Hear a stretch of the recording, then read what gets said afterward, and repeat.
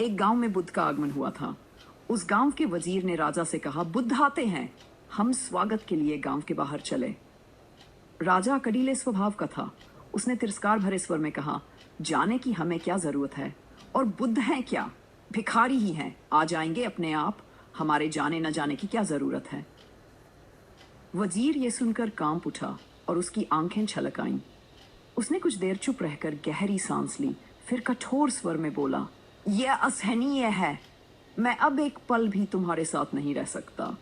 उसने तुरंत इस्तीफा लिख दिया और कहा, यह मेरा त्याग पत्र है, मुझे क्षमा करे, मैं चला।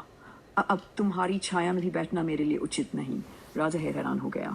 उसने व्यंगी से हंसते हुए कहा, मामला क्या है, इतनी नाराजगी क्यों, मैंने कोई बड़ी बात तो नहीं कह दी। मैं राजा हूं और वे भिखारी, उनके लिए मुझे बाहर जाकर लेने की जरूरत क्या है। वजीर के चेहरे पर गहरी पीड़ा उभर आई। उसने धीरे लेकिन दृढ़ स्वर में कहा, बस बात यहीं खत्म हो गई, अब मैं तुम्हारे पास नहीं बैठ सकूंगा। तुम्हें अपने लिए नया वजीर खोज लेना चाहिए, क्योंकि ऐसे राजा के पास रहना खुद को गर्त में डालने जैसा है। क्या तुम्हें इतनी भी समझ नहीं कि राजा होना तो साधारण है, लेकिन बुद्ध का भिखारी हो जाना यह असाधारण है, अद्वितीय है। यहाँ कुछ घटा है जिसे तुम देख भी नहीं सकते। जाओ उनके चरणों में गिरो। ये तुम्हारा सौभाग्य है कि वे इस गांव में आए हैं, और मैं चला। तुम्हारे पास बैठना अब कुसंग है। राजा स्तब्ध रह गया। वजीर की आंखों में सत्य की चमक थी।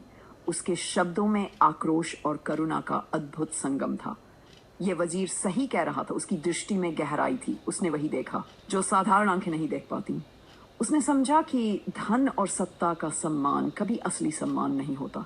सम्मान तो उस बोध का है, उस त्याग का है, उस ऊंचाई का है जहां कोई अपने भीतर के आकाश को देख पाता है।